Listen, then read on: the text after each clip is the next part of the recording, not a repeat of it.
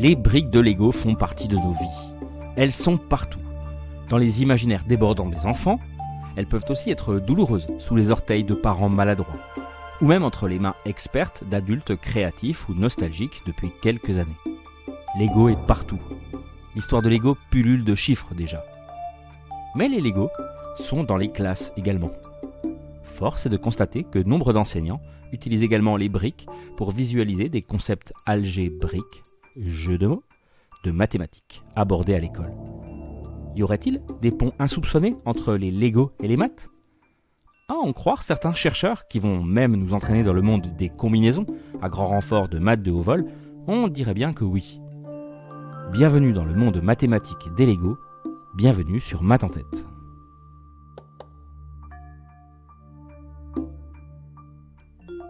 Bon, alors pour commencer, disclaimer, je ne suis pas du tout objectif. J'adore les Lego. Ils m'ont accompagné durant mon enfance et je suis ravi de les retrouver dans les chambres de mes enfants.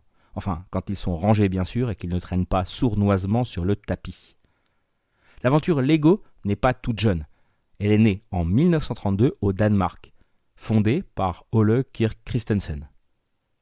Mais au fait, d'où vient le nom Lego ? Eh bien, c'est justement son fondateur qui l'a trouvé. Et on nous explique, sur le site web officiel de la firme, que le nom Lego est une abréviation des deux mots danois Leg Godt, qui signifie « joue bien ». C'est notre nom et c'est notre idéal, nous dit-on. Aujourd'hui, Lego, c'est 7,43 milliards d'euros de chiffre d'affaires. Colossal. Ce dernier a encore augmenté de 27% en 2021. Alors que l'année 2020 avait déjà permis au groupe danois d'enregistrer le plus gros chiffre d'affaires de son histoire, Lego a réussi à faire encore mieux en 2021. À travers son évolution et l'achat de différentes licences destinées à élargir son public, le fabricant de jouets devient en 2014 le numéro 1 du marché du jouet devant Mattel et Lego est classé en 2015 marque la plus puissante au monde, de par sa capacité à développer son image et son habileté à convertir cette image en valeur commerciale, en concurrence avec Disney. Du lourd donc.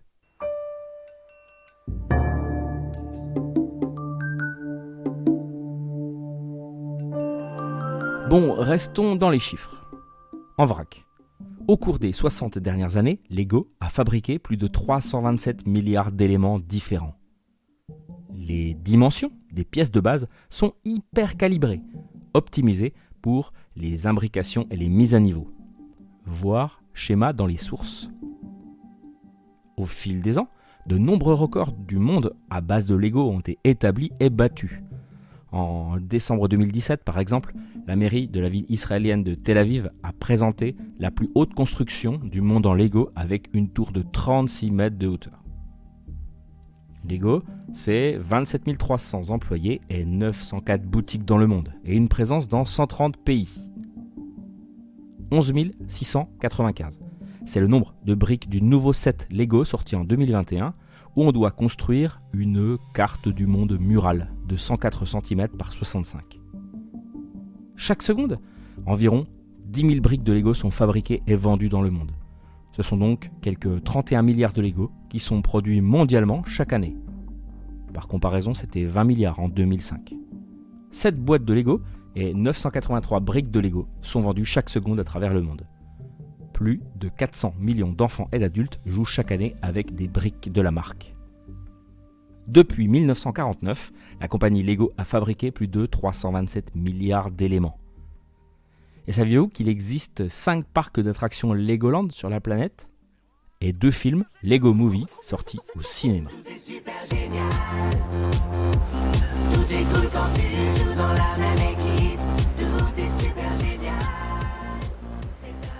On retrouve les Lego partout. D'ailleurs, c'est un problème, car plastique et nature ne font pas bon ménage. À ce propos, depuis 2015, la marque s'est engagée à développer de nouveaux matériaux écologiques afin de remplacer le plastique à l'horizon 2030. On trouve les Lego partout, je vous dis, même en haut des pistes de ski. Comment ?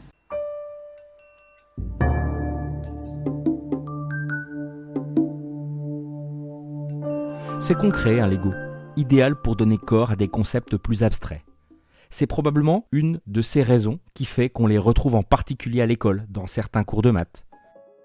Sur ma chaîne YouTube, je les ai personnellement utilisés pour redémontrer visuellement les fameuses identités remarquables qu'on travaille au lycée, ces formules algébriques, utiles pour transformer des expressions littérales. Ah, ce fameux A plus B, le tout au carré.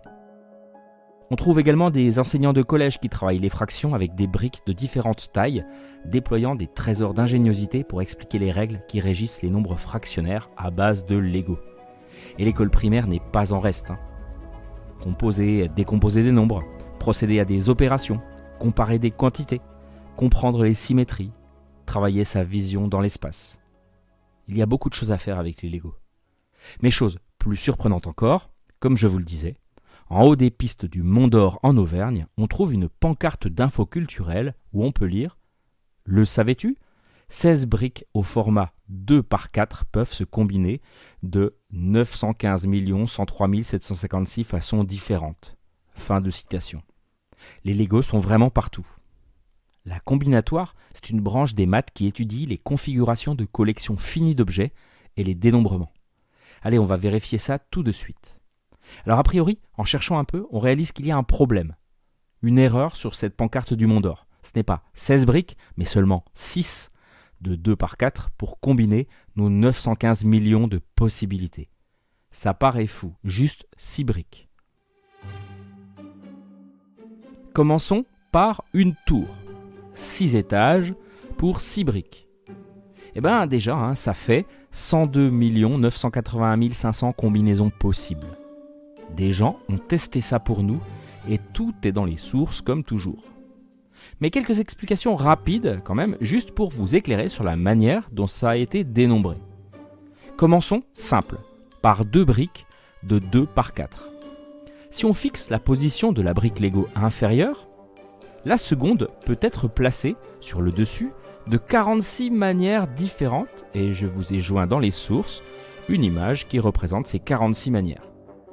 Le mini souci, c'est que seules 2 combinaisons parmi ces 46 sont uniques. Bah oui, toutes les autres se retrouvent en tournant la brique du dessous de 180 degrés. Les 2 combinaisons invariantes sont celles d'ailleurs où les 2 pièces sont en croix et où l'une est exactement sur l'autre. On arrive donc à un total de 24 combinaisons uniques, car les 2 qui ne bougent pas, plus celle qui reste, 44 divisé par 2, ça fait 24. Pour construire notre tour à 6 briques, on peut choisir parmi les 46 positions 5 fois. Là encore, la plupart des configurations sont doubles. Il existe 2 puissance 5 configurations symétriques et de la même manière, les 46 puissance 5 moins 2 puissance 5 combinaisons restantes sont comptées 2 fois. On obtient donc 2 puissance 5 qui ne bouge pas, plus 46 puissance 5 moins 2 puissance 5, le tout sur 2, eh bien ça fait 102 981 504 possibilités. Ouf, ça va un peu trop vite pour moi. Et fun fact, il y a un paquet d'années, Lego annonçait un nombre similaire, à 4 chiffres près. Ça vient probablement du fait qu'à l'époque, la calculatrice utilisée pour ce calcul n'avait pas la capacité de contenir des nombres à 9 chiffres. Bon, et alors notre 915 millions, là, eh bien le truc, c'est qu'on peut très bien disposer 2 briques côte à côte. Et dans ce cas-là, il n'y a plus de tour à 6 étages. On n'est plus obligé de monter à 6 de hauteur. C'est là qu'on passe à 915 103 756 façons de mélanger nos briques. Vu le nombre de cas à considérer, le travail de recensement a bien sûr été dédié à un ordinateur.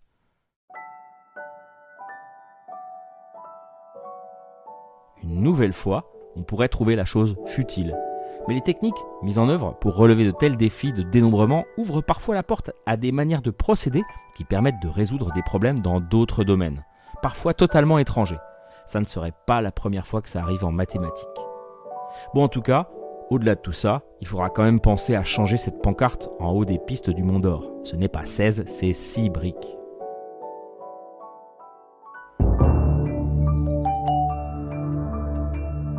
Et voilà, ce moment Lego touche à sa fin. Je vous remercie pour votre écoute et d'être resté jusqu'au bout de ce nouvel épisode.